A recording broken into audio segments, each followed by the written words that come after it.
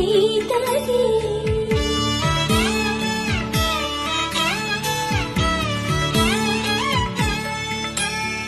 పుడతవి పునవేలు విడిచిన పురమియల్లుడు రాముడే ఎడమ చేతను శివుని విల్లును ఎత్తిన రాముడే ఎత్తగలడా